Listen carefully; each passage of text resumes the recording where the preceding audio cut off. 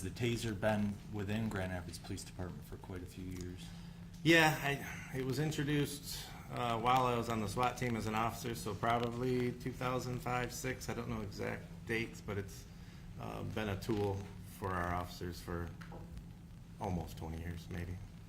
Now, as a master Taser instructor, how many master and Taser instructors does the department have at one time? Typically one.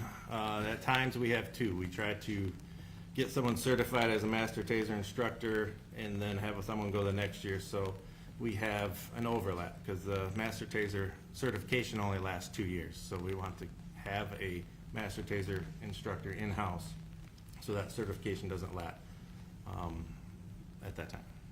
What are, how do you obtain this classification as master Taser instructor? What were the requirements to earn that role? To become a master Taser instructor, you have to attend the training through Axon. Axon's the company that designs and created the Taser. So you go to a 40-week, 5-day class, wherever it's held. Mine was held in Los Angeles. You go to that facility, go through the training for its classroom, tests, a lot of practical exercises, designing stuff. They also teach you how to become a better instructor while you're there, when you're doing it. And upon conclusion of that course and earning the role as master Taser instructor, what do you do then when you go back to your department with that training? With that classification inside the Grand Rapids Police Department, I train Taser instructors for the department. And then those Taser instructors instruct the officers in the classroom environment how to properly use the weapon on their belt. Now, sir, did you mention you've also been, was it commander of the Internal Affairs Division for a year or two? Yes. Okay. Do you have a significant amount of familiarity with GRPD training and overall use of force policies and practices that were in place on or prior to April 4 of 2022? I do. And do you have a significant amount of familiarity with GRPD Taser instruction and practices on and prior to April 4, 2022? I do. And at this time, I would move to have Captain McCursey recognized as an expert in a couple of things. GRPD training, policies, practices with regards to the Taser device, and training, policies, and practices of GRPD related to use of force. No objection. All right, so he shall be considered an expert in those fields. And when I say use of force, in just the general overall policies of GRPD related. Yes, sir. To the general duties as far as automobile stops and the basic performance and policies involving those matters. Yes, sir. So, but he's an expert in training policies and practices regarding Taser, Taser. use of force, and then also just general overall police duties, police functions within the Grand Rapids Police Department. I apologize for making that. Duties and functions. Correct. Any objection to that additional area of expertise? No, Your Honor. All right, so then he shall be considered an expert in those 3 areas. Sir, I'd like to ask you some questions related in particular to Taser. We had another witness who testified about several topics. I'm going to try not to go into a lot of the same things all over again, okay? But just to get into a few areas in particular related to Taser, and then ultimately get to some specific questions about the case here. Now, sir, the defense is calling you in this case to testify, is that right? That is correct. And has the defense talked to you several times over the last 3 years? Yes. And has the defense asked you a significant amount of questions about GRPD policies, trainings, and just the general practices of GRPD? Yes, sir. Now, did you also testify on matters related to this case about 2.5 years ago. Yeah, I testified in the original preliminary examination for this case. Okay, and were you under oath at that preliminary examination? I was. Now, have you ever prepared a report, a final conclusion report or anything for either party? I have not. Were you ever asked to? No.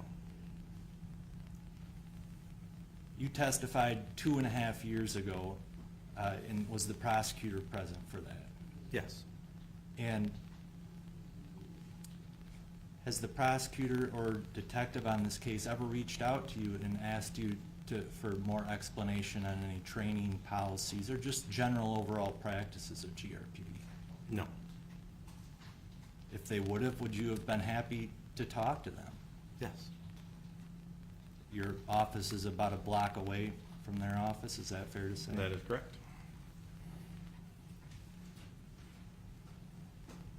Now, going to the Taser, what model of Taser did GRPD use on April 4, 2022?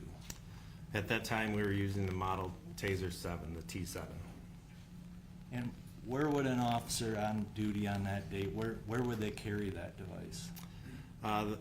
We mandate they carry it on the opposite side as their firearm, so you have to do a cross draw to pull that, access that weapon off of their belt at that time.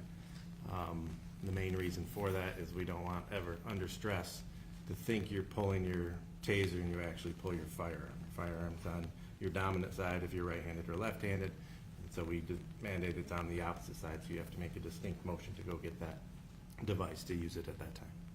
Now, besides the Taser on that belt, what else is an officer wearing when they go out on a shift for GRPD for the most part? On their utility belt, if you will, what they wear is, obviously you have your handgun that's in a holster. You have 2 extra mags of ammunition on your belt. You have OC or pepper spray on your belt. There's an ASP baton, 1 or if not 2 sets of handcuffs on your belt, your radio, as well as your Taser device. And then how about, and you may have mentioned this, vest, do you wear a vest? Yeah, every officer on the road is mandated to wear their bulletproof vest underneath their uniform. In today's world, you see a lot of exterior vests. This is the uniform that Officer Schurr was wearing is like this. So that is how we're equipped. When you add up all of that equipment, approximately what weight, if you know off the top of your head? It's roughly around 20 pounds, 25 pounds. Obviously, my vest and belt might be bigger than skinnier people, but so. All right. Now, we talked about going back to the Taser 7. The manufacturer, Axon, they make other models as well. Is that fair to say? That is. And, sir, did you have the opportunity to sit through the testimony of prosecution's expert, Mr. Bloomfield?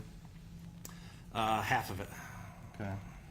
And did you sit through the testimony of the prosecution's expert witness, the law professor? Yes, I did. Okay. Did you hear some of their opinions related to this case? I have. Did you have an opportunity to read their report? I have. Sir, does it appear that they may have been referring to an older Taser model than the Taser 7 in some of their opinions? Yeah, it was testified to as well as in the report of, in one portion, they considered the optimal distance of 7 feet standoff. It was documented in the report between 7 and 15 feet, and that is the rule that was in place for older model Tasers, not the Taser 7. And we'll get into some, but were there some differences, the Taser 7 that Officer Schurr was carrying compared to the older models? Yes. Okay. So going forward in the testimony, Officer Schurr had a Taser 7. If I refer to Taser, can we just agree we're talking about the Taser 7 unless I say something different? Understood.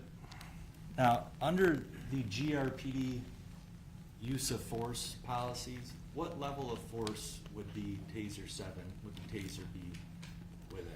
It is considered an intermediate weapon, so that's where it falls in our use of force. And how about OC or pepper spray? Where is that located? That is a lower level of force. The OC, that is used for verbal noncompliance, active, passive resistance, lower levels of resistance that officers would observe. Does GRPD, do they consider the Taser a less lethal form of force? Yes, we do. Now, is that consideration in the hands of a trained police officer? That is correct. In the hands of an untrained officer, would GRPD classify it as a less lethal form of force? An untrained police officer, they wouldn't be allowed to carry it. Well, let's just go into that, because I think Detective Tubergen touched on this a little bit in his testimony, but an unlicensed person, as far as what are you required to have in order for any old citizen to carry a Taser? In the state of Michigan, if you were to obtain a Taser, you need the licensing, like a concealed permit, as well as the training and certification form for Okay. that device. And is that whether the battery's in it, no probes, no anything within the device, are you still required to have that licensing to even touch the device by law? Yeah. And what's the classification of an offense if the person does not have that licensing? That would be a felony in the state of Michigan.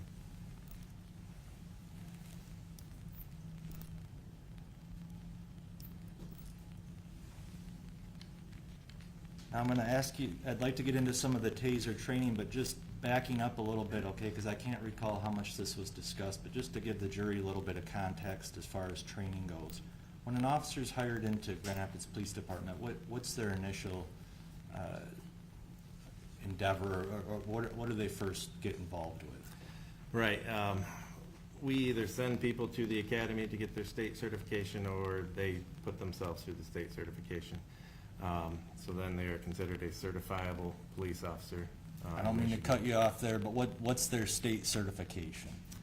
State certification is a 15 to 17-week course, or sometimes in some colleges it's spread out over 2 years, but it is the certification through MCOLS, the Michigan Commission of Law Enforcement Standards.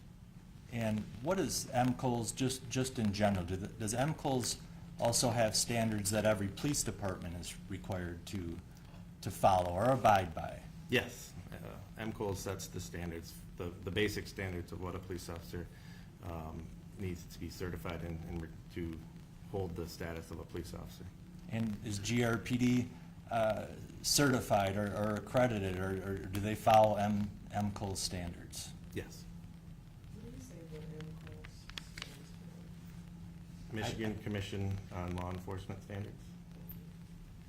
I'm going to ask you to say the whole thing every time. No more MCOLS. I apologize. No, I'm just joking. Let's stick with MCOLS. Now,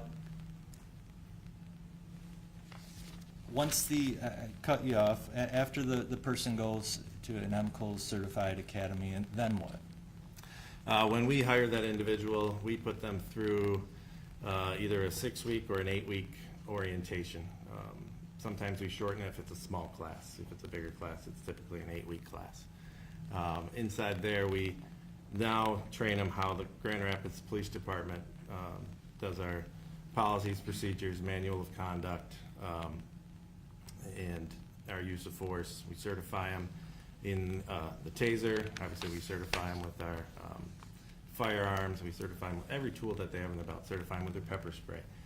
We go over how to do traffic stops. We go over how to do contact and cover. We go over, how to police a burglary report, how to police a CSC, how to police domestic violence. And then after that 8 weeks, we swear them in as an officer for the Grand Rapids Police Department. After the swearing-in ceremony, they go into our field training program. It's a 16-week program at minimum that they go into, and it's divided up into 4 steps. Each step, the trainee is always partnered with a field training officer. And on each step, their level of work that they're supposed to do gets bigger. Starts off at like 25%, then it's 55%, then it's almost 100%. And then like the last 4 weeks is they're like shadowed by their FTO to see if they can do the job appropriately. And during that time, that's documented, you know, their mistakes, their successes, and, you know, what training was needed to improve skill sets here and there to make sure that they are good and on a solid basis to move on and go on to solo patrol. Okay.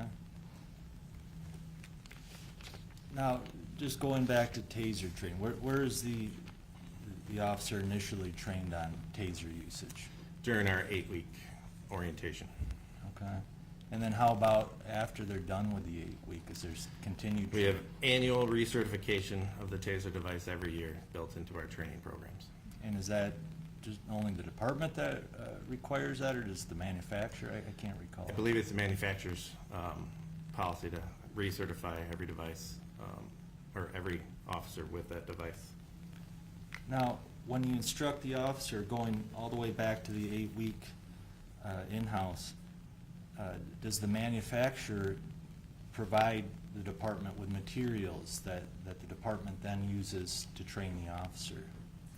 Yes, we are mandated by the manufacturer to use the most up-to-date version or PowerPoint that they provide to us to go over the slides and educate the individual on how the device works, you know, basic understanding of electricity. I believe you heard from Brian Childs from Axon explain some of that stuff. We go over all that in detail, and then we go through the practical exercises, you know, practice just pulling it out of the holster, arming it, you know, aiming it, how it works, the laser, the light, the nomenclature of the device. And then we put them through real-life scenarios, well, simulated real-life scenarios, you know, with role players. Role players wear protective suits, and they have certain training cartridges that we can use that are safe to do so you're not getting tased during them. It would just be for like target location on an individual in certain environments, when to use a taser, when not to use a taser, those things. Now, are the officers then tested to assure their understanding of the taser? Yes, there is a written test as a part of their initial certification. Now, are we heard from Mr. Childs already, but just to confirm, are the, on the topic of warnings that's given by the manufacturer, are those warnings forwarded on to the actual officer who's going to use the device? Yeah, they are presented with the same warnings that are in the PowerPoint, and they're gone over in that training. And just in general, what are officers taught about the Taser device and its capabilities? They are taught, and it's clearly stated in the PowerPoint, that the Taser device is a serious weapon and should be treated as such at all times. At all times? At all times. And are there any warnings as far as the capability of the device to cause injury or death? Yes, there are a few throughout the PowerPoint that claim that this device can cause serious injury or death. Try not to go over everything that Mr. Childs already explained, but just in general, this Taser 7 device, how many cartridges could that hold? It was equipped with 2 cartridges. And can you give us just one more snapshot of deploying a cartridge and what that does? Yeah, the device is equipped with 2 cartridges at that time. And there is a close quarters cartridge and a standoff cartridges. We went with one of each. So the close quarter cartridge is in bay 1 and the standoff cartridge is in bay 2. Bay 1 means if you pull the trigger, that's the first probes that are going to go out. Close quarters has a 12-degree spread. So if I use my fingers, the top one is straight like Mr. Childs says, the bottom one's at a 12-degree angle down. It's designed for that close range deployment to get that optimal 12-inch spread for potential neuromuscular incapacitation at that time. The second cartridge is called a standoff cartridge that has a 3.5-degree spread. So obviously the spread is minimized. So you can do it from a further distance of that individual and still try to obtain that 12-inch spread if the probes hit that individual. And if I could just approach the witness, Your Honor, with People's Exhibit number 23. Sometimes it's a little easier to have the device in your hand. as- No problem. as he Thank you. explained it, but, we've already admitted that. Does that appear to be a Taser 7 Yes, it does. without the battery in it or any probes? There is no battery. There are 2 cartridges in here, but no probes in it. Okay. So, so that actually has the cartridges on there. Yeah, if you Okay. push this top button, they come out, All right. and you can see the difference. One clearly states 12 on it, the other one is 3.5. They also have it designed by color, so you know which one you're putting in the proper location. Now, does Axon warn, and then you in turn warn the officers that you should avoid using the Taser on certain parts of the body? Yes. And are the trainees taught that if you administer the device on sensitive areas of the body, that in and of itself could cause serious injury or perhaps even death? Correct. Can you just list I'm not going to ask you in depth since Mr. Childs went through quite a bit, but just in general, what are those areas that officers are trained to avoid? Yeah, obviously, and you saw in the pictures of the green little dummy or whatever, the yellow area of the head, the neck, and the chest, the heart to dart thing. So the preferred areas are the green, so the extremities, the large muscle groups of your legs, your entire back. But we want you to avoid the head because of the eyes. You know, we're sending a probe that has a straightened out fish hook. We're avoiding the neck area of the individuals, as well as trying to avoid directly over top of the heart, as well as the genitals. I don't want to forget that. All right.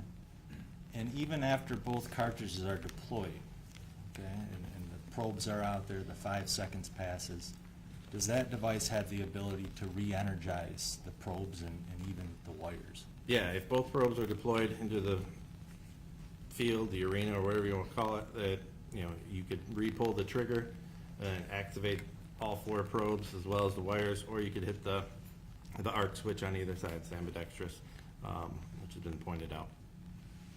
And sir, I was going to go through the voluntary, our officers provided the opportunity to have a voluntary tasing, or recruits actually, back during the 8-week. Yes, they are.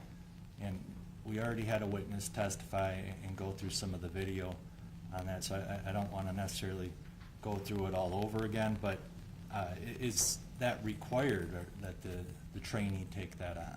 It is not required, it's encouraged. We want them to understand the capabilities of this device and feel what neuromuscular incapacitation is. We also want them experience that when you are experiencing NMI, if I can use the shorter version, Please. That you can still hear commands from the person that is tasing you. So they know when the ride is over that they understand what the officer wants them to do at that time. And is the setting for this voluntary, is it a fairly controlled setting? It's a very controlled setting. It's a very sterile environment. Everyone is required to wear eye protection. We offset everybody, behind where the probes are going down range, so there isn't an errant probe that accidentally strikes somebody. We have spotters there, so a lot of the risks of a taser is the uncontrolled fall that could create a lot of injury as well. And so there's spotters, or we'll start them on their knees or even laying down to avoid that fall risk. You can still accomplish the same goal and experience NMI during that time from a laying down position as well as standing. We went through the video yesterday, and have you had the opportunity to review the voluntary tasing of Christopher Schurr here back in his Yes. academy? And if you recall, and I can pull it back up, but approximately how far was the device from Officer Schurr when the probes were deployed? In the video that was displayed, Officer Schurr was laying down. The instructor that tased Officer Schurr was probably 1 foot or 2 foot. It's not super clear, just I think the spotter's in the way, but you can tell the proximity was very close, and I believe it was to the lower portion, to his legs. Even at that closer distance, does it appear as though Officer Schurr still felt the effects of the device? Yeah, you definitely can tell by his reaction, the immense pain that he's experiencing. And in my opinion, it was a lower extremity, lower hemisphere. You heard that term from Mr. Childs, exposure. So you can see him kind of crawling still because it didn't get that full above and below lockup, but he definitely couldn't use that leg, or if it was in both legs, at that time. It appears as though he did not have the ability to really control his whole body during that experience. Correct. And what model was that back in 2015? 2015, we were using the X2. It is the 2 generations below the Taser 7. Did the X2 have something different than this Taser 7, particularly with its ability in those close range situations? Yeah, the X2 was equipped with different cartridges. They were designed at a 7-degree spread, and that's was designed, again, trying to get that optimal 12 inches, and that's why they changed, or they continue evolving their product. But at that time, the X2 had a 7-inch spread, not the 12-degree like the close quarters or the 3.5 stand-up. So if we had the video with Officer Schurr, similar distance with the Taser 7 device, with the first cartridge that's deployed, what might be expected as far as where it may? If he did the voluntary exposure with the Taser 7 with the close quarters at that distance, they would get a bigger spread, more likelihood of experiencing full NMI lockup at that time. So going back to the academy, was Officer Schurr trained going all the way back to the academy, I call it the academy, Right. the 8-week, that it's acceptable to use the device within closer distance? Would that be fair to say? That is fair to say, yes. And it appears that even at a closer distance, even with the older device, it still had a pretty significant effect on Officer Schurr. Is that fair to say? That's very fair to say. Now, when the probes connected with Officer Schurr, I think Mr. Childs mentioned this, do you all sometimes refer to that as taking the ride?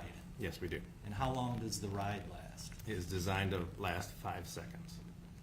What happens if the person continues to hold, or they repeat the ride after 5 seconds? It depends on the configuration of the device, the software, the computer of the device. If in older models, if you just held the trigger down, it would keep going for as long as you went until you actually let go of the trigger. In the Taser 7, they have that automatic shut-off that will stop the device after 5 seconds. But it can be re-energized at any time. Any other trigger pull would send a second cartridge, or if you hit the arc switch, you re-energize the one set of probes that are downrange. Does Axon warn against repeated or continuous deployments or Yes. ignitions? And I apologize if I'm using the wrong terminology on this, but now are officers therefore trained not to have continuous or necessarily repeated applications, to have some limit on that? Yes, officers are trained, if you're not getting the desired behavior change, try a different tactic. You don't want to keep using one thing over. It's more dangerous with the Taser because you're putting that much energy into an individual, and I'm not a medical person, but from my training, is repeated exposure to extreme amount of pain. The body's either, adrenaline's going to go really, really high or dump, and that could be dangerous at that time.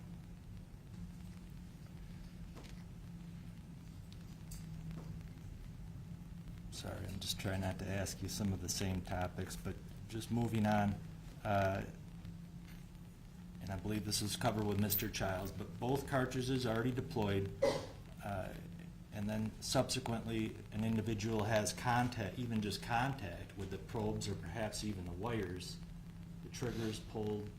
Why don't you explain, can those probes and wires be re-energized? Yeah, the probes and the wires can be energized once they're outside of the device and either in a person, on the ground, or wherever they're at. So anytime you reactivate this device by, again, pulling the trigger or pushing the button intentionally or unintentionally, it's gonna cycle again for another 5 seconds. So that energy is out there. Now, even if both cartridges are deployed, I know we've talked about this, but does the device still have a drive stun capability? Yes, it does. And are GRPD officers trained on how to administer that? Yes, they are. And are the materials from Axons, as far as warnings about drive stun, are those forwarded on to the trainee or the Yes, officer? they are discussed.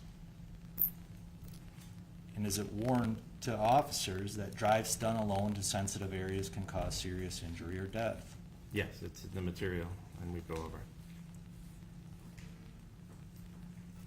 Now, sir, were you able to listen to the testimony of prosecution's expert, the law professor? Yes, I was. Mr. Stoughton? And he characterized, did you hear him characterize a drive stun to a thumb? I did hear that. Do you have kids? I do? You let their kids play with their thumbs in their hands, is that fair to say? Yes. Would you let your kids, untrained in particular, play with a drive stun? First off, it'd be illegal for me to do that, but, no, I would not, absolutely not.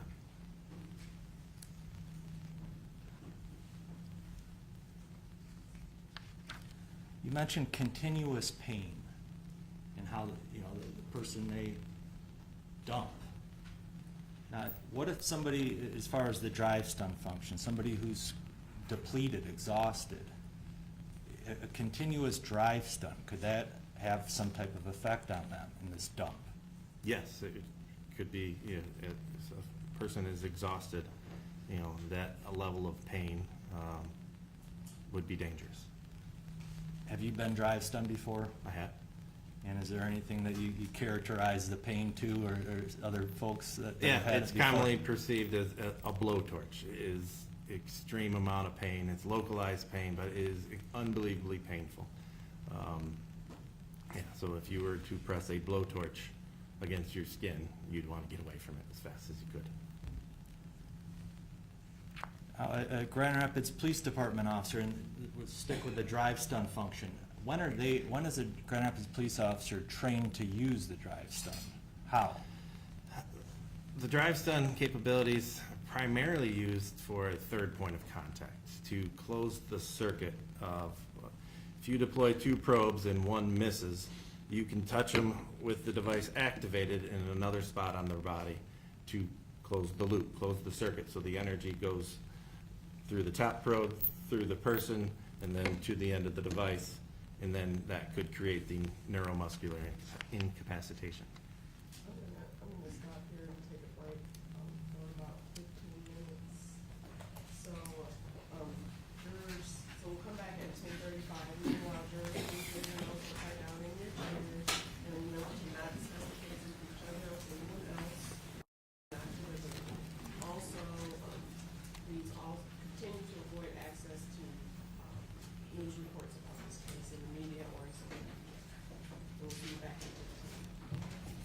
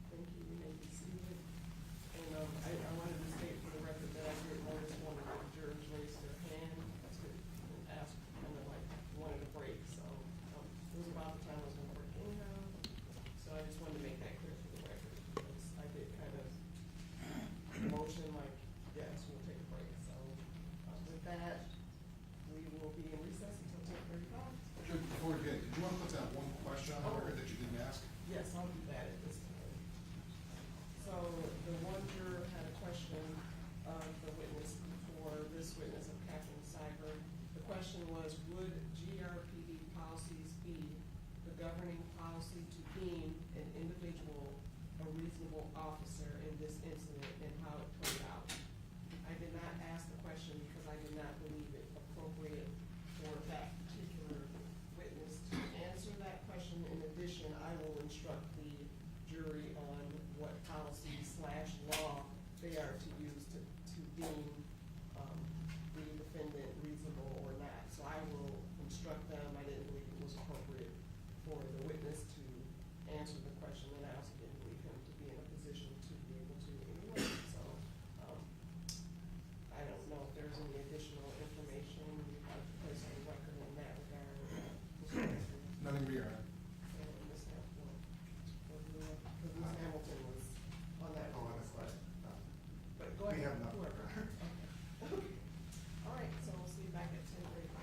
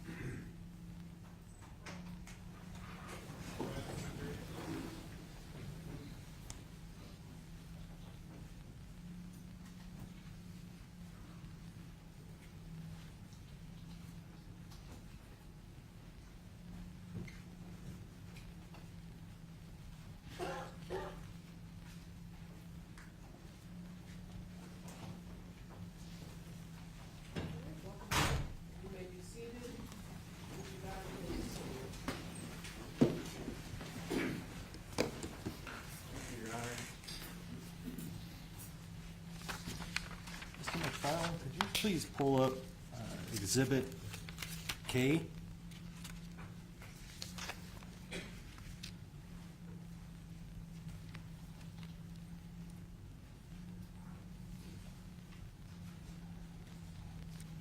Make it J, please, I believe. That's it, thank you. Sir, I think where we left off, you were talking about the training to a Grand Rapids Police Department officer on using this drive stun function. And just to synopsize, and correct me if I'm wrong, and that GRPD trains to use the drive stun along with the probes to create greater spread. So a third point of contact, you sometimes refer to it. Is that right? That is correct. And let's just say, you say third, but if there's even one probe even on an individual and then the drive stun, that's not 3 points, right? That is correct. It's designed because sometimes a probe, depending on the clothing, or I mean, it still could be in contact with that individual. Maybe it's in their wallet or in the belt or in a large puffy coat, so it's not close enough to the skin. But one probe is actually in the skin, so that's the differentiation of, you know, a third point of contact to close the circuit. Now, if we could just play this video here, Mr. McFarland.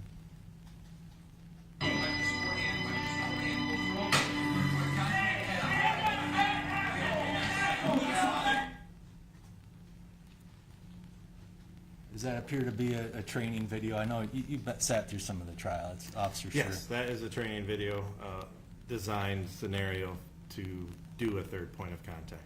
And the music and all, it's part of like a training montage for the officers and their Yeah, families. at the end of the orientation, we take snippet videos like you've seen in there and provide it to the officer and their family for their swearing-in program. It's a big day to get sworn in and become a Grand Rapids police officer, or police officer anyway. So it's a montage of videos just to kind of remember the training they went through.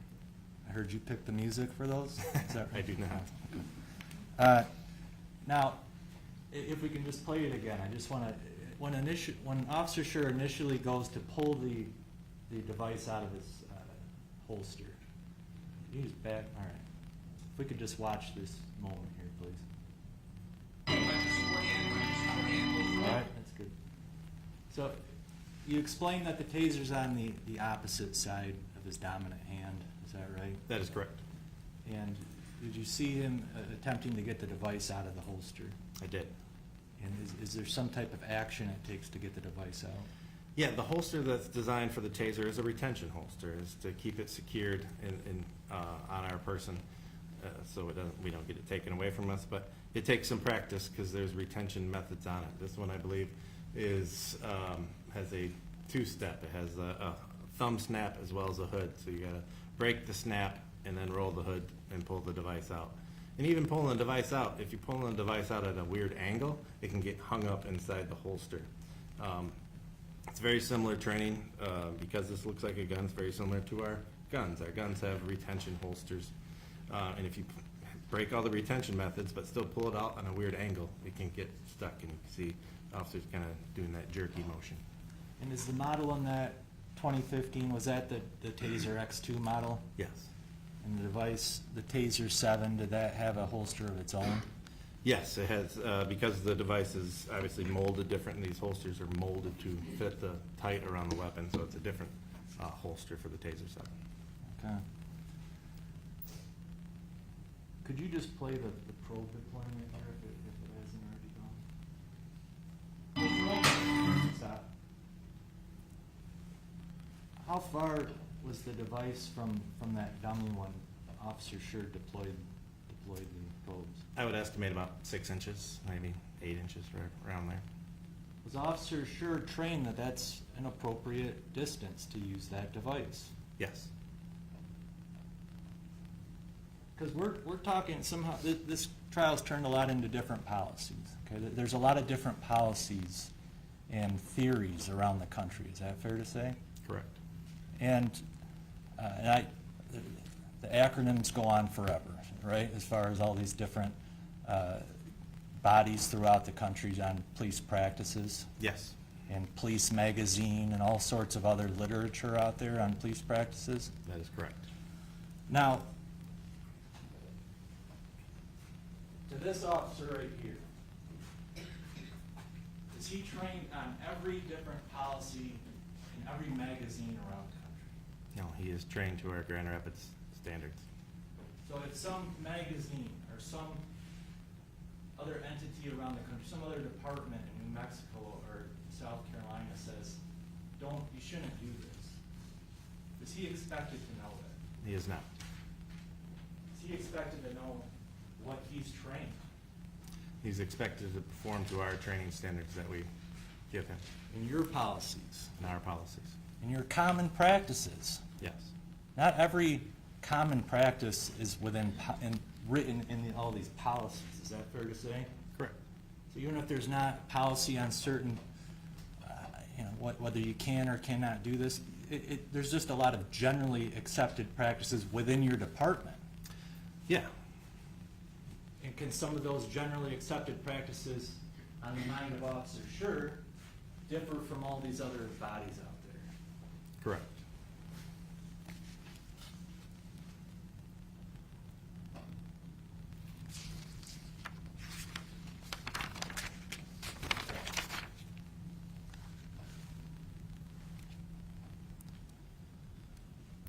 Now, just concluding somewhat here, okay, on the Taser topics. But Taser, Axon warns, I think you've already acknowledged, the Taser is a serious weapon, should be treated as such at all times. At all times, yes. And can that be even after both cartridges are deployed? Yes. Because I believe, as Mr. Childs discussed as well, does the device have the ability to re-energize? Yes. Does it still have the drive stun function? Yes. Can the person still experience NMI? Yes.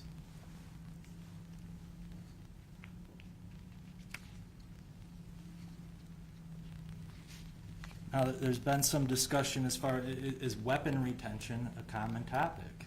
Yes. But Officer Schurr is also trained, is it true that Officer Schurr is also trained that he can use a device like the Taser within arm's length of an individual? Yes.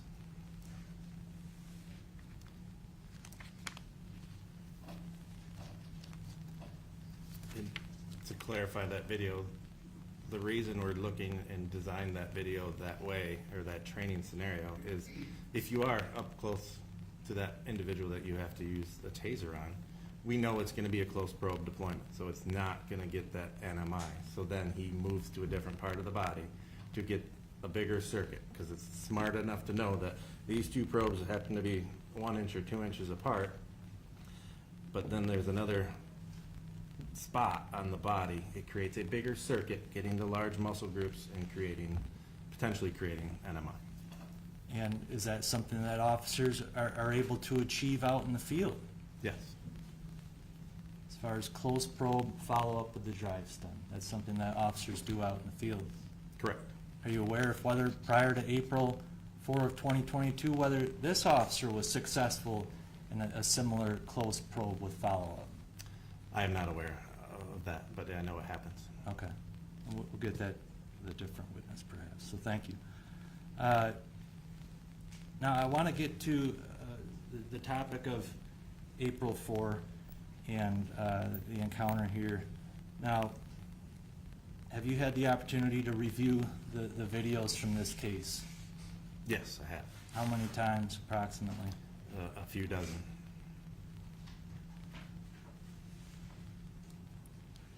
Do you feel comfortable, familiar enough with the content of those videos to answer some questions? And I don't even think I necessarily need to pull up the video at this point, but do you feel confident enough, have enough knowledge to answer some questions on that? I do.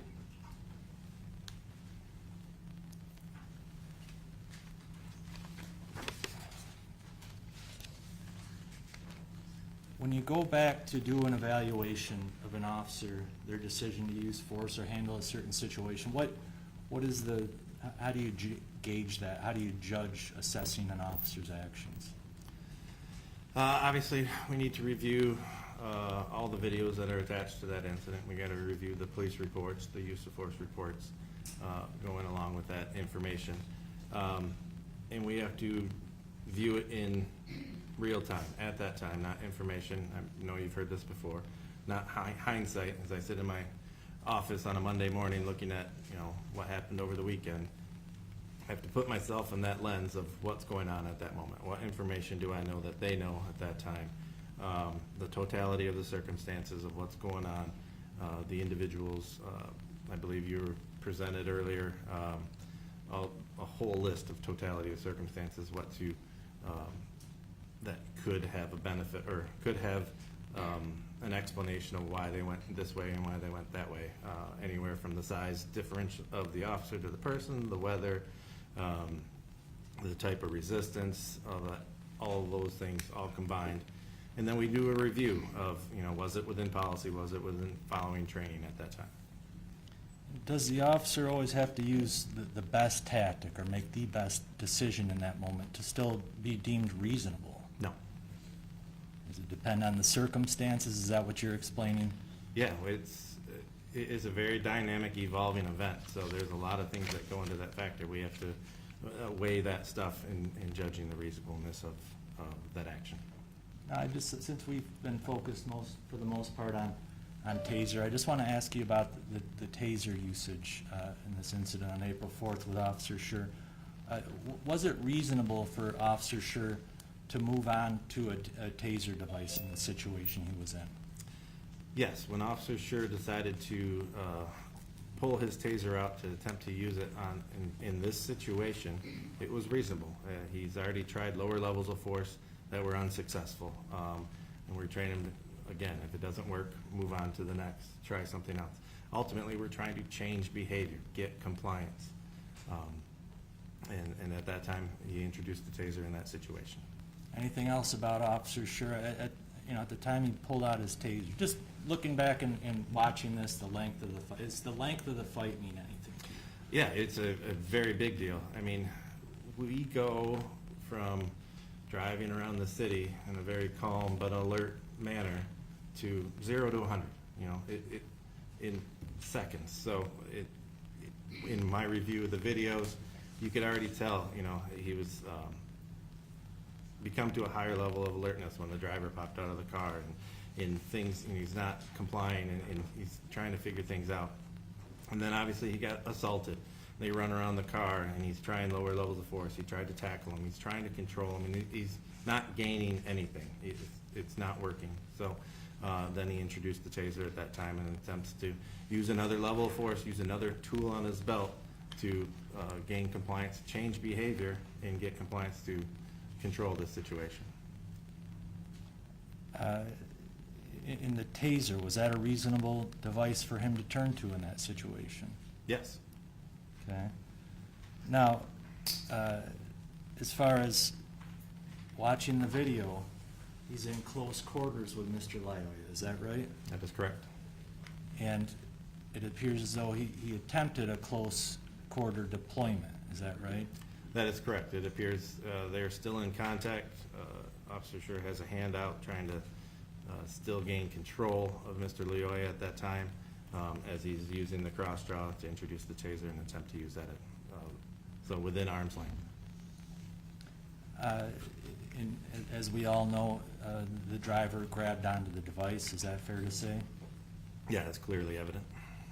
Now, after that point, as far as somebody attempting to take a weapon from an officer, is that a pretty serious situation in training? That's a very dangerous situation. Why are we taking this weapon away from me? Why? What is going on at that time? It's easy. If you and I are fighting and you take my wallet, you're taking my wallet to spend my money or use my credit cards. That's an assumption, but it's not just to take it away from me. So I mean, as an officer, you're taking away a tool, a very serious and dangerous tool, off my belt. It's a very scary situation.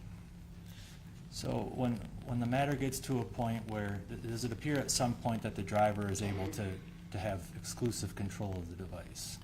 Yes.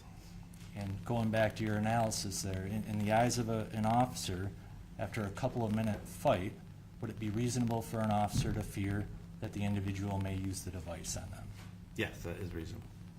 And based on your review of the video, no hindsight, was Officer Schurr reasonable to resort to deadly force in this situation? Yes, I believe, in my opinion, he was in fear that this device was going to be used against him. He would be incapacitated. He's already exhausted at that moment.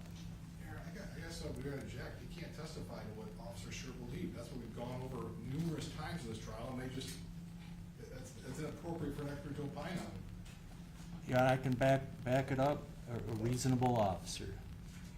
So, I'll strike the answer with respect to the defendant because this witness can't possibly know what was in his head at the time.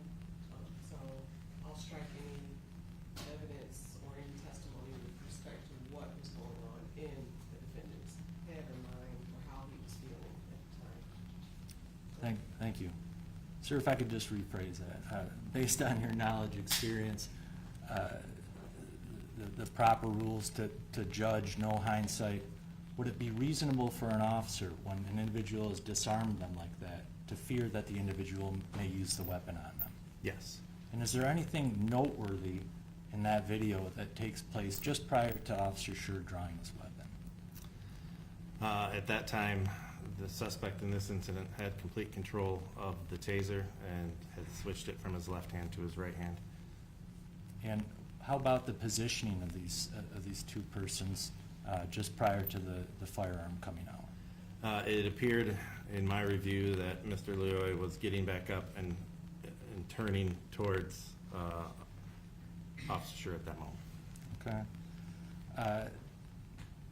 Would an officer, with the training that Officer Schurr had, would it be reasonable for that officer to be in fear that the individual may use the device on them, under the totality of the circumstances?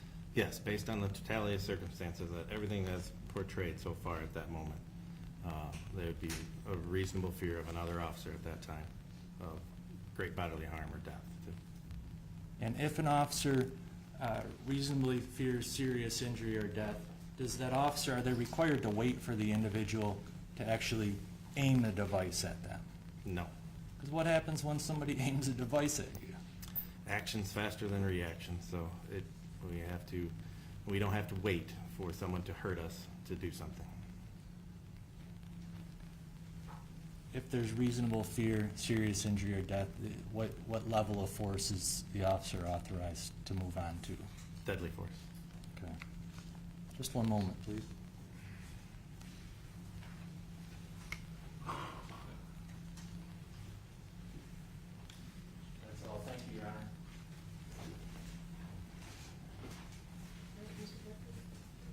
So I go over one of the things you talked about earlier with Mr. Dodge. These questions on the defendant doesn't have to go by South Carolina policy, Florida policy. You are certified under CLIA, right? Yes. Once again, what is CLIA? It is the gold standard of policing. It's to set the police standards across the nation of policies and procedures in place. And the gold standard means that you actually have other departments from across the country come in and look at your policies. Correct. It's quite a lengthy process. They review through all of our materials, and we obtained our accreditation saying I think it was 2019, only like 5% of the agencies in the country were accredited, and we were one of them. So if your policies are outside generally accepted police practices, you won't be certified by CLIA, will you? Correct. So Did we say what CLIA is? you just did. I thought you just did. I asked him Well, I don't know the exact acronym of CLIA. what are the letters? that. You don't know exactly what CLEA? I wouldn't want to guess right now. I understand what it is. I'm sorry, I'm trying to listen, but I thought Commission on Law Enforcement. Well, whatever. The point is, CLIA is the gold standard. Grand Rapids Police has policies that are generally accepted by the police practices because you got CLIA certification. Correct. So we're not asking them to do by Florida policy, it's under generally accepted police practices, which your policies reflect. Our policies have been reviewed and to give us that accreditation, but we hold Officer Schurr to our standards. Just going into it, the taser we talked about, the taser is considered an intermediate weapon under Grand Rapids Police policy, right? Correct? And it's a less than lethal use of force. Yes. And even, talked a little bit, you can switch off over to my PowerPoint or my computer, please.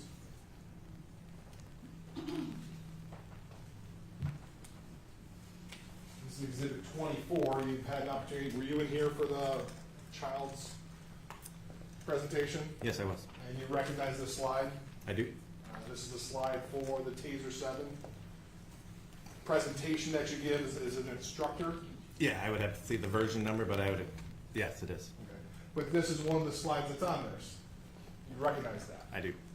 Now, studies show that CWs are effects comparable to less than fighting or fleeing, and that's you tell these officers that. The exertion of the device is like you're fighting or fleeing. Yes, that's what it causes after you experience NMI. Now we've talked a lot about, go back to, they're not risk-free though, right? Correct.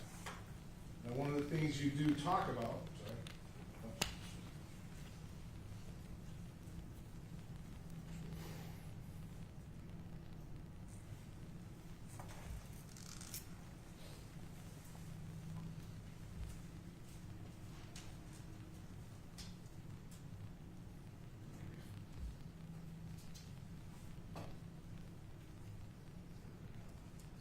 I had it and I lost it. There we go.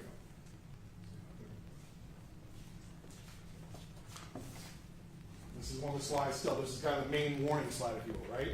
Yes. Now, they just don't give you the slides and tell you to talk about them. They give you kind of a script, a thing to tell the officers, right? Yeah, there's notes attached. One of the notes, and particularly this side, on this slide, is the National Institute of Justice, in a 5-year study found that taser energy weapon deployment has a margin of safety or error greater than most alternatives.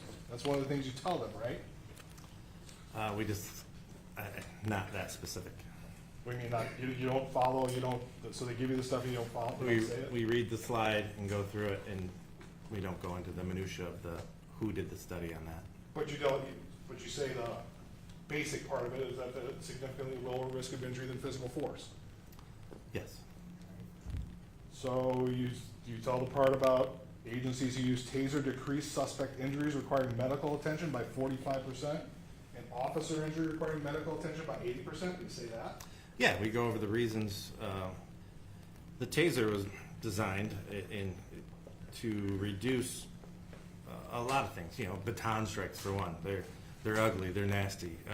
It looks horrible to hit someone with a metal rod. This reduces the injuries because it's designed to not go hands-on if you don't have to, if it's safe to do so, and then it's designed to reduce the injuries to the officers as well as the suspect. Okay.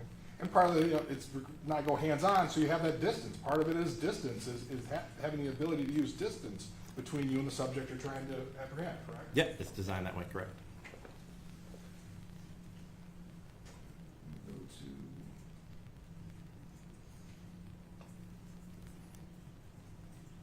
exhibit 32 now, Your Honor. I'm trying to make that a little bit bigger.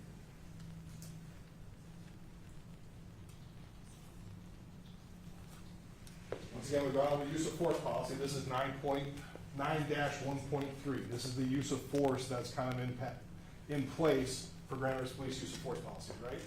Yes. And you recognize this subject, potential subject actions or level of resistance. Correct. You testified before, you testified back in April, or back in 2022, whatever the first prelim that you talked about. Yes, You sir. You testified that Patrick was demonstrating active aggression, correct? I believe so. I would need my transcript to confirm. But Would that help you? You want to refresh your recollection? You want to take a look at that? yeah, please. Referring to the preliminary exam transcript, page 33, to be day 2.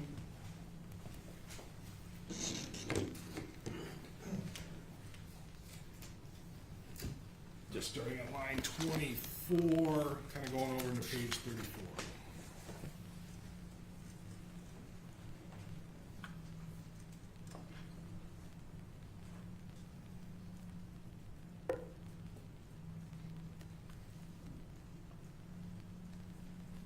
Yeah. I mean, it was contextually, I don't think we were talking about this case, we were just talking about use of force.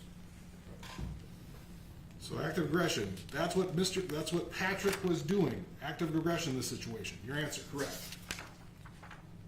Oh, I'm sorry, I didn't see that bottom line, but yes, correct. Okay. So Patrick was engaged in active aggression. There's a distinction there between active aggression and deadly force assault, correct? There is. Just because somebody's in active aggression doesn't mean an officer can use deadly force, right? In that context, correct. What do you mean in that context? What do you mean by that? It's not a black and white answer in Sure. questions. So, I mean, strictly the way you worded it, yes. Well, you can't use deadly force for somebody challenging an officer, right? Right, You can't use deadly force for somebody punching an officer. correct. You can't use that deadly force for somebody kicking an officer. Again, contextually, how many times have they kicked me? How many times have they punched me? Am I about to lose consciousness? All right. Um, All right, and that's fair. I mean, but it's a continuum. So Right. it's under, if a 10-year-old's reporting kicking you, you're not gonna be able to use deadly force, right? No, sir. But if it's a, middle linebacker with the Detroit Lions and they're pummeling you till you're about to pass out, that's a whole different thing. Correct. So the whole idea is the reasonableness, like we talked about, on the continuum. Yes, sir. So how reasonable was it, given all the facts and circumstances? Yes. Now, once again, going to this taser thing we talked about, all of a sudden, we're getting this, the taser's taken away, that's deadly force, that justifies deadly force. Where is the policy for that? Where is that? Again, you're looking for the black and white answer. It's the gray area. It's the totality of the circumstances at that time. So, part of the reason we do voluntary exposures is to know how this device affects you. And so the level of pain, the level of exhaustion. Add that to the totality of circumstances of extreme exhaustion after a 2.5-minute fight, and it's not written down. It's the totality, and that's what we're going on. And that's what I'm going for. So it's not, there is no, hey, taser's gone, you get to shoot him, right? Right. It's based on, you gotta take a look at all the context, looking at the whole situation, right? Correct. And then you make that judgment call, not based on hindsight, but what would a reasonable officer know at that point in time? At that time. Now, one of the things, the question came up earlier, I mean, you were part of the training unit, correct? Yes, sir. And I think were you in charge of the training unit at the time this all happened? No, I was a You just captain at left? that, but yeah. You just kind of left, it was Correct. transition. One of the things that was talked about, you do scenario training, Yes, we do. and some of that scenario training goes for a long time, right? Yeah. It's not for just a couple minutes, you go for longer than that, right? Depending on the facts and circumstances. In the training environment? Correct. Yeah, we try to experience, in the police academy, when I went through, they had us go into a boxing ring and do a full round of boxing to see how tired and exhausted you are fighting another individual, to show that we are not trained professionals that can go 10 rounds. Sure. But that's part of the training, because you don't know what's gonna happen out there on the street. Correct. Things don't happen in 10 seconds, 20 seconds. You may be struggling for a long time. Yeah, there's potential for that. There's Yes, it's a it's very a risky job. job. Do you remember your testimony back in there? You said sometimes, some of them are long, drawn-out physical altercations on a wrestling mat.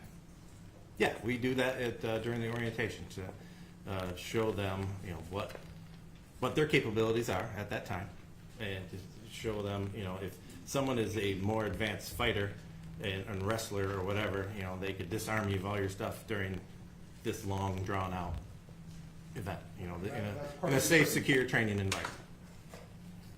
And one of the things you talked about is going through this training is you have to have the ability to maybe transition, if you will, from different tactics. Yes. right? So in this one, what we saw, the transition, we saw a knee kick, Yeah, knee strike. knee strikes, we saw a few of them, right? Correct. We saw a taser, Correct. and we saw a gun. We also saw a tackle. We saw. Is a tackle a training thing? It's an untrained thing, but it happens.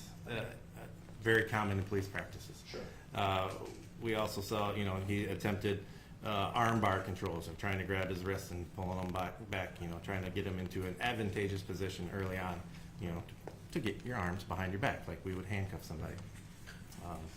And so, yeah, we had, soft empty hand techniques of, grabbing the arms and the wrists and trying to pull them behind the back, the tackle, a strike, a few knee strikes, and then the taser. Okay. That's all you saw in this incident? Yeah.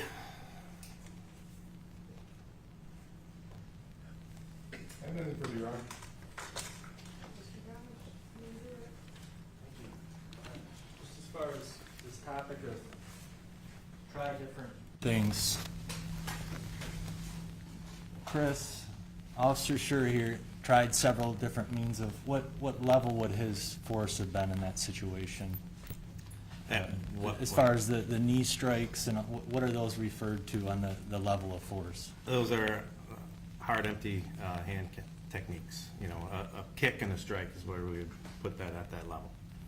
And he tried several of those? He did. And at times, perhaps, let's say an individual's extremely intoxicated, okay, can those be ineffective? Yes. And if you add exhaustion into the equation, would that affect the officer's ability to continue to try the same level of strikes? Correct. Yeah, exhaustion, it would be less effective because now, the human performance, you don't have as much power 1 minute into a fight than you did the first minute of the fight. You're getting tired. Your muscles are losing their strength. And just in general, to some of these strike tactics, can they be ineffective on certain people, such as intoxicated persons? Yes. And can that include even the asp or the baton? Yeah, it can include anything, yes. Because what is the asp or the baton? Is that striking the individual? That would be, striking an individual with the baton. So if other strike mechanisms were ineffective on an individual, would the officer need to keep going through all of those same types of force to try everything possible? No. Long ago, they used to have a 1+1. They do this, we can go to this, one to this. And then it's been decided through the courts, that's not necessary. You have to know what this level of force, in that officer's belief, would not be effective at that time. Okay. And really, but you don't necessarily have an immediate escalation. If you try this, go to this, go to that, you can always stay one ahead of the next, the step prior, right? Or the resistance or the aggression of the individual. Yeah, the ultimate goal is to gain compliance and to try to get that done as quickly as possible so you don't have to be exhausted, but it wasn't working. Okay. But if an officer's tried a level of force, strikes, lower physical controls, and they're not effective, is the officer trained that they can then move on up to a next level of force? Yes. And if that level of force is ineffective, can they continue to go up the spectrum there? Yes. They don't have to try every other possible means below to No, they move do on not. up.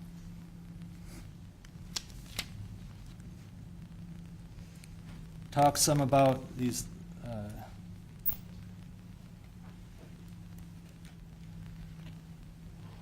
this disarming of a taser. If an individual disarms an officer of their weapon, can it be deadly force? Yes.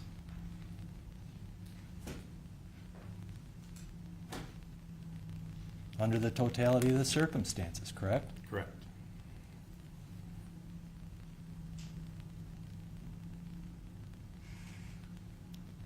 There was some mention of active aggression. Is you don't necessarily use deadly force against active aggression, correct? It doesn't have to be your first resort. That is correct. Can it escalate to deadly force pretty quickly? Yes, it could. So, for instance, here, if the driver started out with those functions, but once a weapon gets thrown into the mix, can that change the equation pretty quickly? Yes, it could.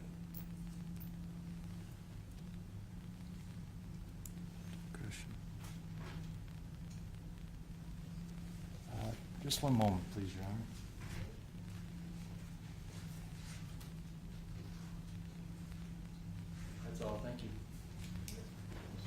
follow, going to this, somebody disarms you with a taser, so if I grab your taser and I stand there, can you shoot me? I don't have to wait for you to tase me. Sure, I'm not saying that, but can you shoot me? I grab it, I stand here. Again, contextual. It has to be the totality of the circumstances. But could it be reasonable that I fear that you're gonna use it against me? Yes. Okay? If I turn, I'm away from you, can you tase me? Tase you? Or shoot me, excuse me. Again, action's faster than reaction. You have to base it on the whole entire situation. We can't just have a black and white answer here. So the fact that he took the taser doesn't allow you to shoot him. It's not based on the totality of the circumstances, right? Say that one more time. The fact that somebody takes a taser doesn't mean you can shoot him. It depends on all the facts and circumstances. You gotta take a look at the whole incident. Correct. You have to take a look at the whole incident. And I guess going to that, since you're the taser expert, has a Grand Rapids police officer ever been disarmed with a taser and shot? A Grand Rapids police officer? No. They've been disarmed with tasers. They've been disarmed with tasers, but disarmed and shot. No. How many times have they actually been disarmed with tasers? I can remember a couple times, but there were multiple officers there at that time. And nothing happened. Yeah, due to the fact there were multiple officers there. Nothing You for said tase and then shot.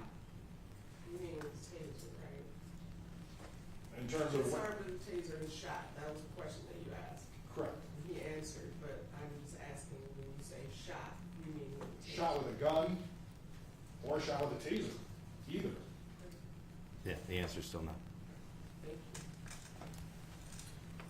Just in follow-up, was this gentleman right here trained that the taser is a serious weapon capable of causing serious injury or death? Yes.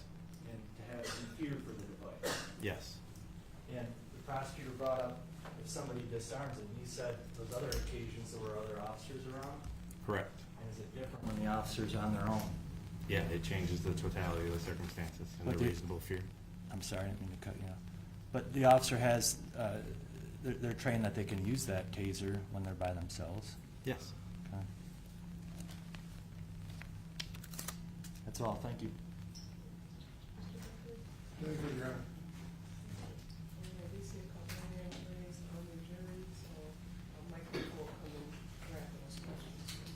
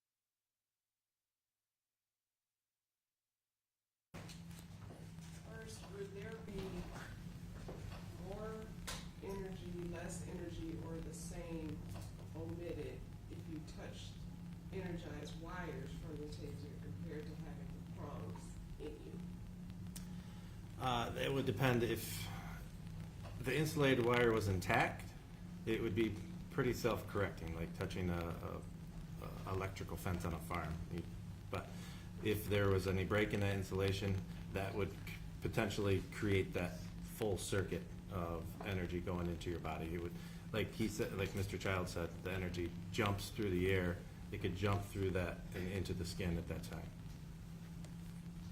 And can you reload the wires, or do you have to use new cartridges on exhibit 23? No, we would get a new cartridge put in place. So every device is going out on the street has a brand new cartridge inside of it. So you can't reload the You wires? cannot reload them, no.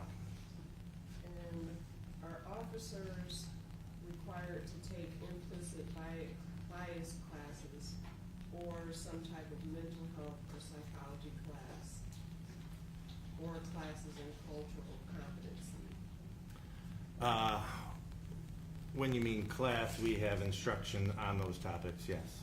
I guess would be trainings, like are Correct. they trained in implicit bias?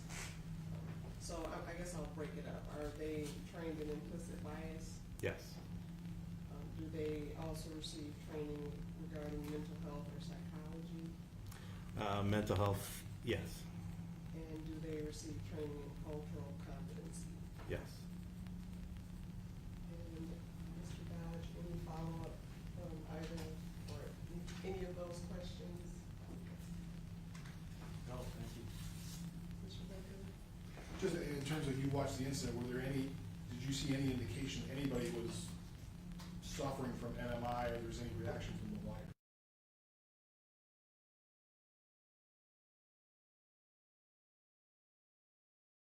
And then we see another question from the rear, so you choose that. And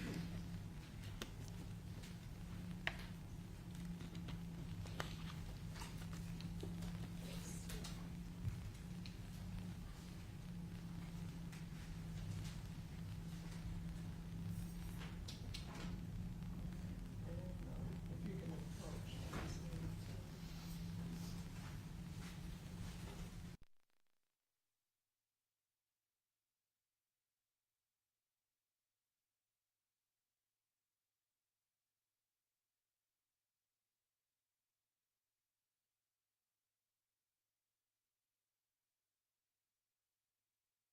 There have to be another point of contact, or can the wire alone deliver the effect?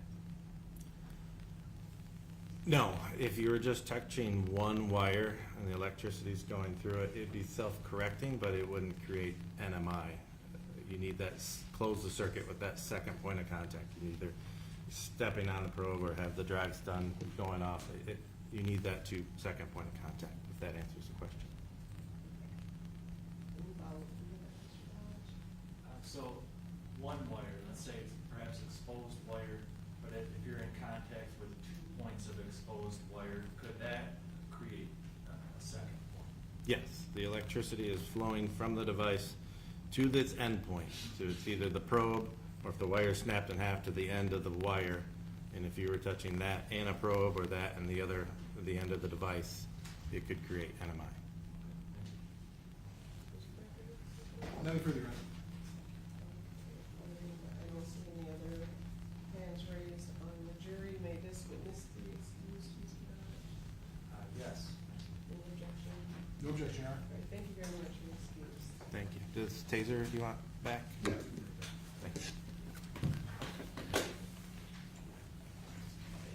Defense will call the next witness.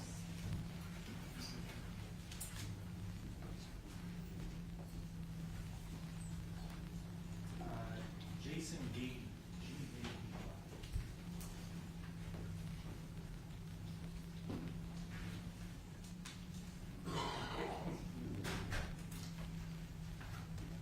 Good morning. And sir, before you take your seat, you can please raise your right hand. My clerk will swear you in. Do you solemnly swear that the testimony you are about to give in this matter will be the truth, the whole truth, and nothing but the truth, so help you God? I do. Thank you. You may be seated. Whenever you're ready, Mr. Dodge. Thank you. Sir, Can you please state your name and spell your last name for the record? Jason Gady, last name Gady. Sir, how are you employed? Grand Rapids Police Department, And how long have you been employed with Grand Rapids Police Department? since September of 2000, so 24, almost 5 years. Yeah. Just going back a moment, prior to joining the department, did you attend college? Yes, And what degree did you attain? from Grand Valley State University, a Bachelor's of Science in Criminal Justice. Did you ultimately attend a police academy? Yes, in Grand Valley State University Police Academy. Now, going to your career here with GRPD, can you take us through some of the different positions that you've had? I worked a number of years night shift road patrol, and then I worked in the training unit first time as a use of force instructor and also as a departmental recruiter. And I went back and worked in a community officer capacity, and then most recently went back to the training unit to work full-time as a use of force instructor with a primary focus of coordinating the firearms training program. And it's been a while since I looked at your resume, but do you train only within Grand Rapids Police Department? Or do you train other departments as well? No, I'm solely a Grand Rapids Police Okay. Department instructor. That's what I thought. All right. And as a trainer in firearms and use of force, are you well-versed in GRPD policies? Yes. On firearms in particular? Yes, And your full-time duties currently are firearms training at GRPD? Is that Yes. right? All right, I would move to have Officer Gady admitted as an expert in the field of Grand Rapids Police Department firearms training, policies, and practices. Any objection? No objection. I think he will be considered an expert in that field.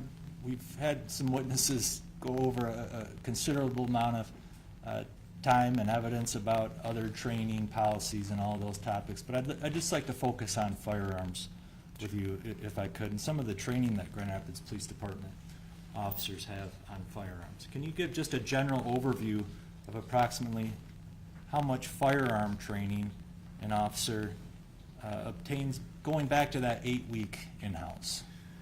for the 8-week in-house, it's pretty substantial. It's anywhere from 60 to 70 hours of live firearms training, and that's not taking into account all the scenario-based training that incorporate deadly force decision-making with simunitions.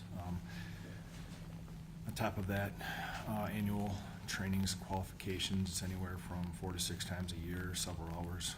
So, And I'm sure you could spend hours explaining every aspect of the training, but just in general, is the firearm training, is it purely shooting stationary targets, or does it also involve simulations and whatnot? no, there's quite a bit of decision-making training built into either the live fire component and also scenario-based training.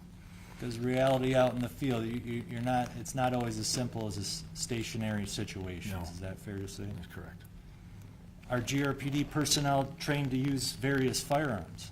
Yes, we have different firearms platforms that we have to train and certify on every year.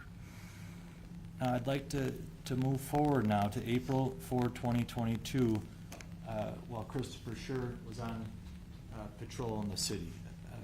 Did he carry a pistol? Yes, And as an officer within GRPD, are they required to train with the gun that they carry on the job? yes, And an officer such as Officer Schurr here on road patrol, are they required to carry that gun on their person during their shift? yes.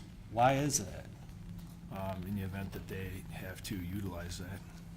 And where on their person, very law enforcement term, but where on their person is the officer required to carry the firearm? Particularly for road patrol assignment, on their dominant side or their strong side hip on their assigned duty belt. As they carry that pistol, does the pistol need to be loaded with ammunition? Yes. Why? So in the event that immediate response to a deadly force threat is addressed, it's ready to be utilized without any hesitation.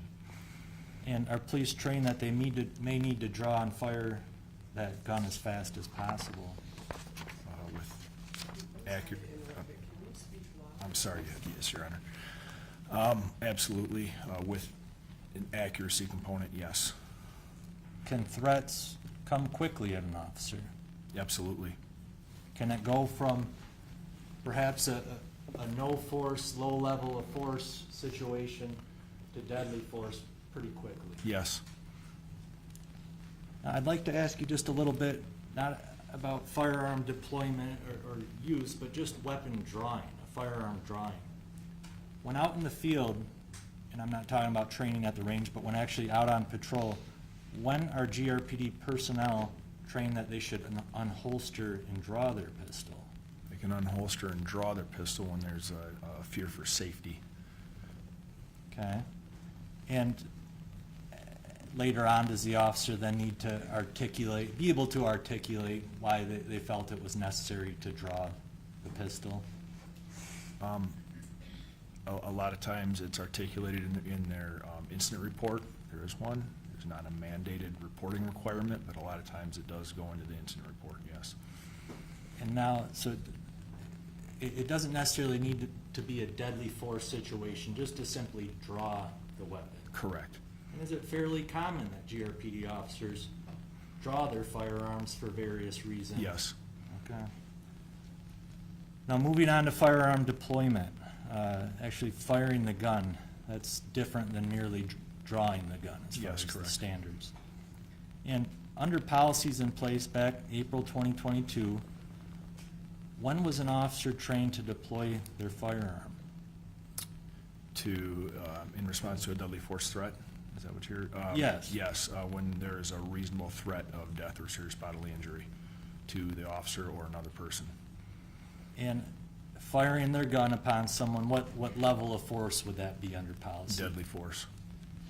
According to the use of force training and policies, if the officer believes deadly force is necessary, what is their objective when they deploy that firearm? To stop these subjects' actions as quickly as possible. If it's deemed a deadly force situation, is a firearm the only way that they resort to deadly force, or can they basically use other means of force too to have deadly force? They could use other means that would reasonably result in death or serious bodily injury to the suspect to meet that deadly force threat. But if it's an imminent threat and the officer has a pistol, they're justified to use their pistol? Is that Yes. correct?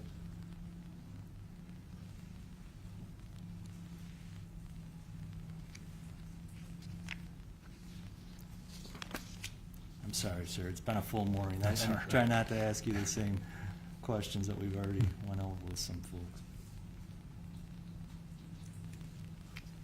Now, when it comes to this decision to use deadly force, use your firearm, does GRPD have policies that may lay out, some of the circumstances that may be reasonable for an officer to move up to a different level of force? Yes, it's based on reasonableness, it's based on what we say totality of the circumstances, all the circumstances present at the time the officer had to make that decision. And is one of the circumstances that's often talked about in firearms training in particular, reaction times? Reaction time is something that we recognize in training, make the officers aware of, and also we try to minimize.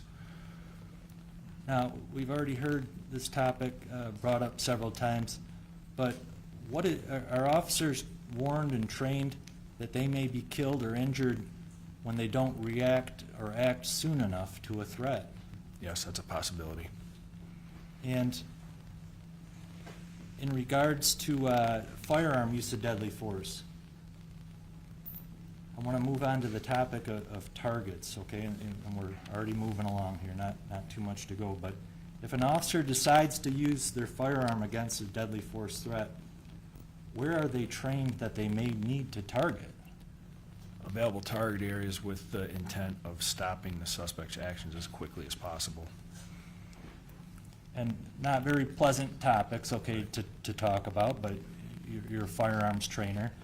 Are headshots acceptable? Yes, And is that actually a target that's trained upon at times? yes.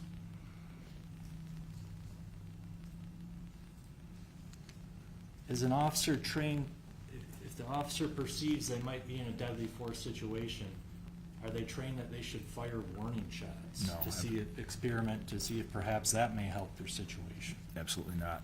Is that allowed? If you can just elaborate, is that allowed? at No, all? no, it is not allowed or advocated.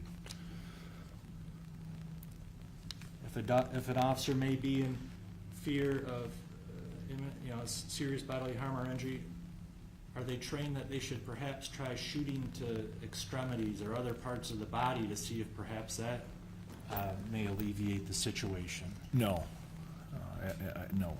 Are they actually advised not to do that? Yes, for several reasons. But what's one of the main reasons? One of the main- If you have again- an imminent threat and you Trying to, again, stop the subject's actions as quickly as possible. with recruits and officers, is it a common topic that's discussed as far as even after an individual, say if they're wounded, that the threat can still be there? Absolutely, yes.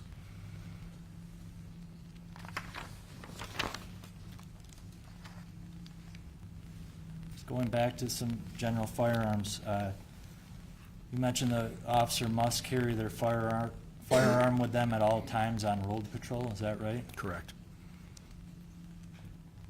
Now, moving on to the case here, you're obviously familiar with the case that we're all here on today. Yes. And have you had the opportunity to review the body cam, the in-dash cam, and the cell phone video from this matter? I have. Several times? Yes. Is that fair to say? Just want to talk about proximity. Does GRPD train officers on firearm use that they may need to use their firearm in close proximity to the subject? We do, yes. What is that sometimes referred to as? Close quarters engagements, close quarters manipulation. Now, if an officer, going to firearms training, okay, if an officer is in a physical struggle with a subject who's a deadly force threat, what sometimes is trained to the officer on simply backing away or disengaging from the subject?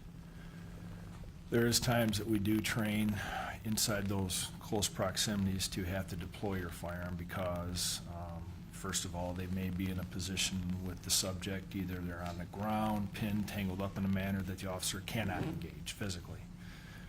But if a deadly force threat presents itself, they still have to be able to meet that potentially with a handgun and be able to draw it, manipulate it, keep it in battery, and effectively utilize it, right? Another reason may be simply due to entanglement with a subject, due to physical exhaustion or physical limitations. The officer may not simply be able to quickly and effectively get up and disengage, right? So in that scenario, again, a deadly force threat presents itself. They may have to utilize, again, their handgun inside that close proximity. So those would be two big reasons why we train inside those close distances. Okay. Just going to the case here, and we've already exhausted several of these topics, but as you review the case here, if an officer in Officer Schurr's position is in reasonable fear of serious injury or death, was there anything inappropriate about or unreasonable about the way that Officer Schurr drew and fired his pistol? No. If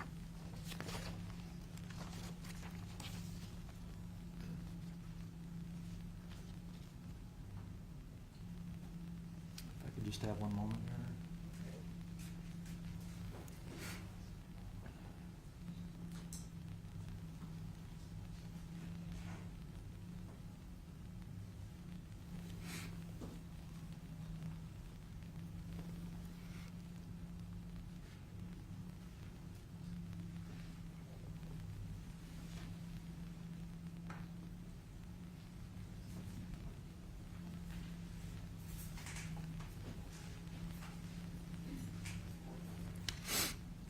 Just in follow-up to that last point, okay? Yes. Obviously, one aspect of this case is the fact that a bullet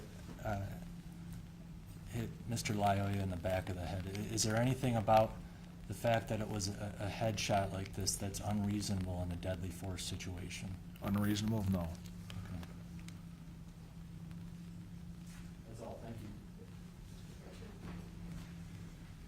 it's Officer Day, right?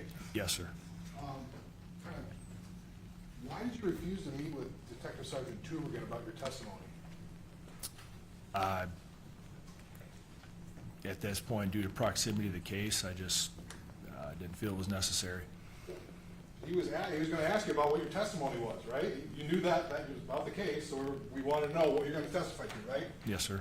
And you just, on yourself, decided not to, it's not necessary. Correct. Why, how could it not be necessary? Isn't it important to have, give information so people can know what you're gonna say and be able to share in open court? I guess I didn't know the full context of the meeting, or, You don't know the full context, you didn't reach out to him, you had to go through your sergeant, or excuse me, your captain, right? that's who contacted me, yes. So, I guess I would object to relevancy. I think it goes to bias, Your Honor, why would we refuse to meet with an officer on the opposing side? Under no obligation. Relevance. Right, so relevance as to why he wouldn't, Mr. Baker? I think it goes to bias, Your Honor. Or credibility, I'll allow it, I'll overrule that objection. So what, is it common practice for you just to not take it upon yourself not to meet with opposing counsel when you're called in other cases? Haven't been contacted like that in any cases prior in any of my experience. So the one time you are, you just say, you blow it off and say, I'm not gonna do it. Blow off was probably not the right term, but Oops. Fix that. For the record, reflecting Sean, opposing counsel, we marked to exhibit 37. No.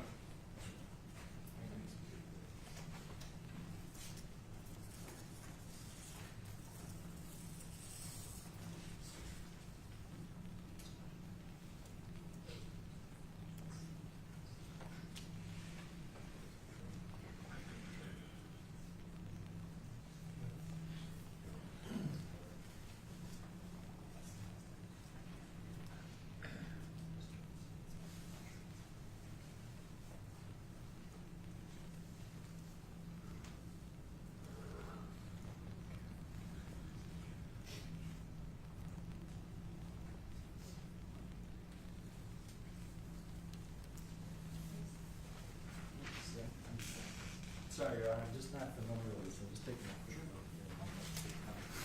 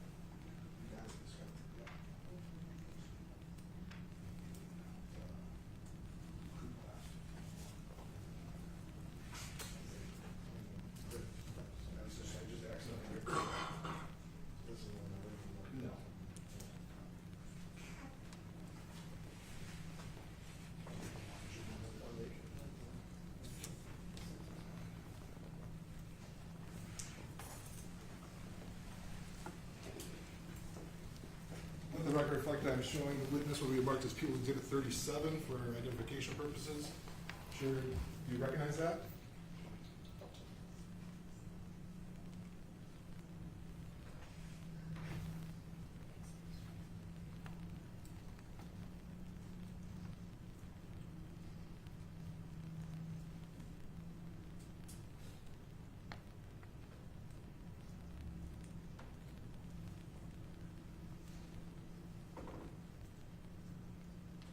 yes, sir.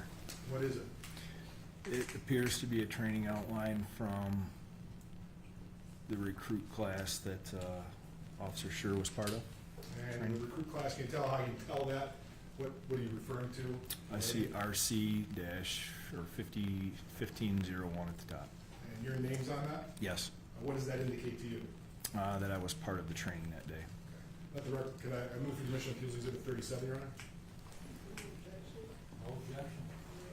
The 37 is not. So now, in terms of that, part of that was guns and vehicles, right? Yes, And that was the gist of this training, is how to deal with guns being in vehicles. that's what it indicates. And Is this the only time you would have trained a defendant?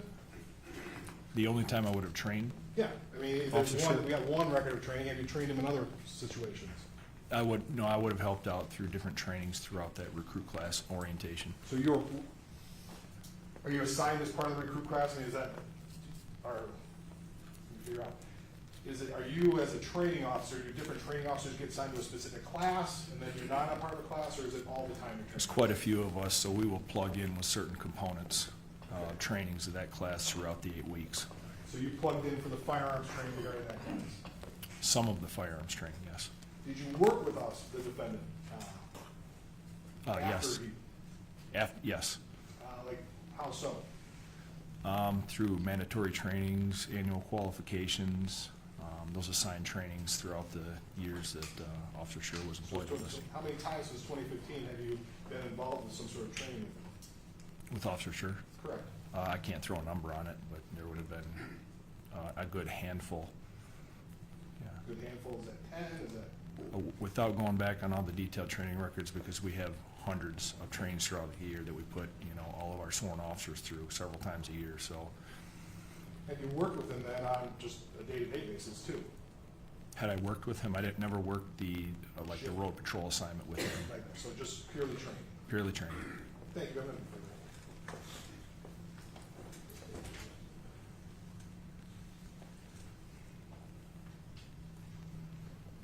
Sir, this case is from April of 2022, is that correct? Yes, You've been with the firearms training department since then, for the most part? yes, I've been a firearms instructor since then. Over the 3 years or so, did anybody from the prosecutor's office or the detective here ever reach out to you or anyone else from the training department to perhaps ask for some more explanation, clarification, or any questions about this You're not case? to object, the training department, we did work with the training department, so it's kind of a broad question. I mean, I guess you could be more, I mean, if you're saying it's a broad question, you can just be I am. more specific. Did anybody reach out to you or any of your close firearm instructors for any questions on this prior to a couple weeks ago? I can speak for myself. The answer That's is fine, that's better to do, I'm sorry. No. No, okay. And you were recently reached out to, and did the defense advise you not to get back to the prosecutor or anything like that? Nobody advised me not to, no. Okay. Now,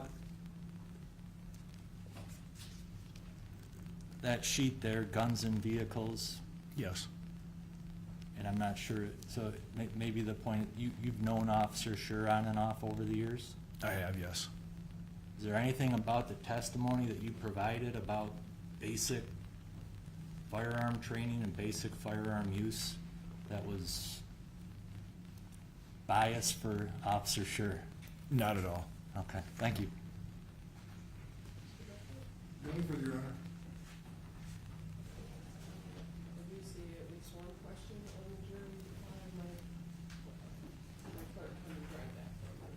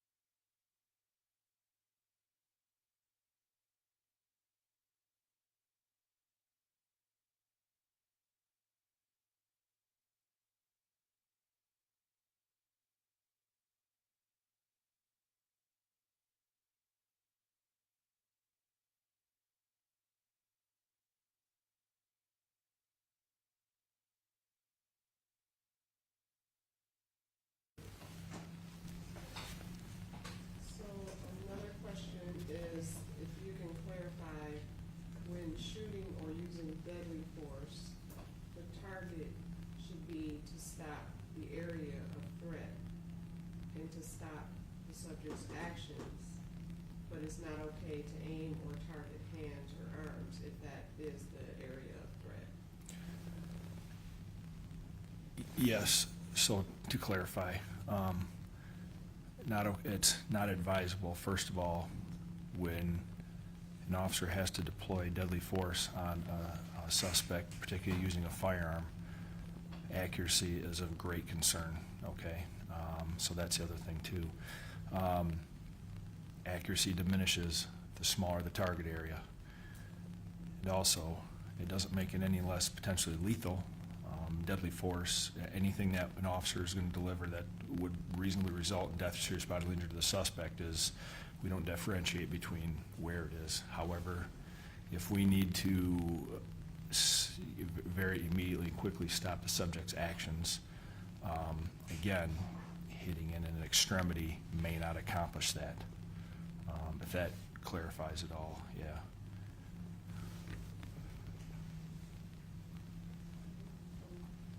Mr. Dodge, any follow-up? Just if I think you explained it well, officer, but let's just say you have a stationary target, like a human body target. If the target were to have a pistol in the hand, raised, and you're teaching the officer where to aim, would you aim to shoot the hand or the weapon?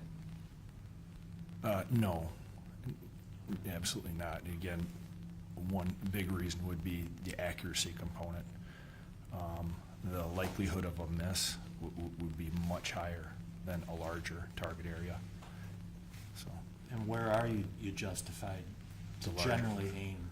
generally aim, center mass, head, any of those vital areas that, again, are going to have a much greater effect on quickly stopping that, the subject's actions.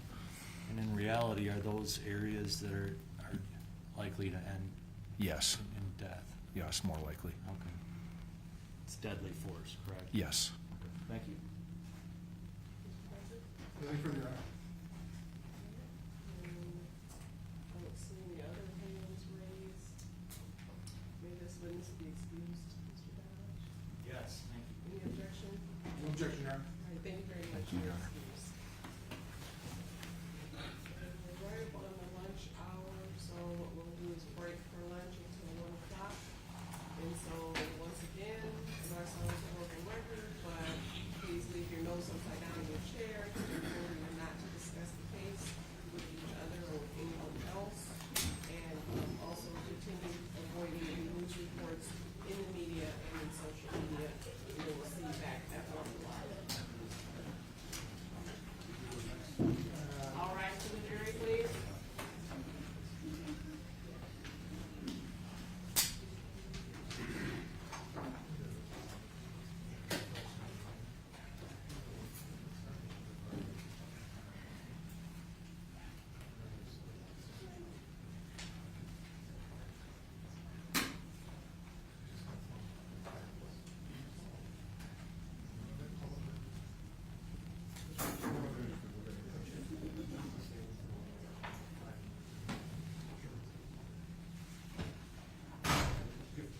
Thank you, you may be seated.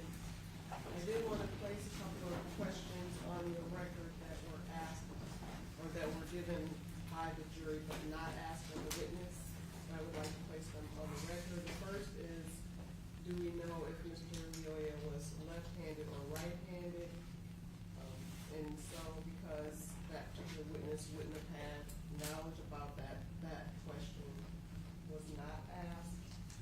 And the next was, can a series of least optimal, though possibly reasonable choices ultimately result in choices that are unreasonable, given,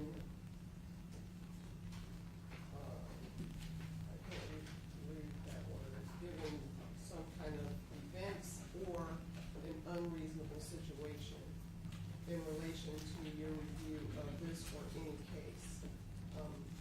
First, that's a pretty overly broad question. Second, it's up to the jury to decide what's reasonable, what's not reasonable. And obviously, any review of a different case wouldn't be relevant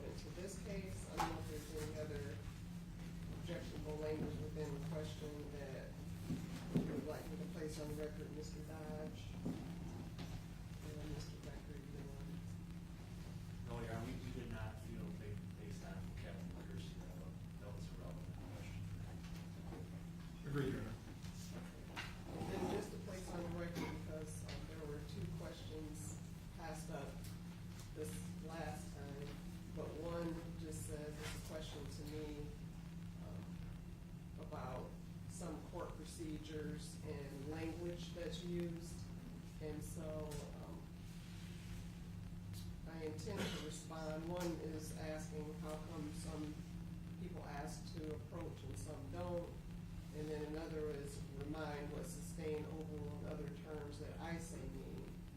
I intend to just write a note back saying, as far as how come some ask to approach and some don't, you should not be concerned or focusing on this exclamation point, because I don't want them focusing on, wait a minute, why didn't they?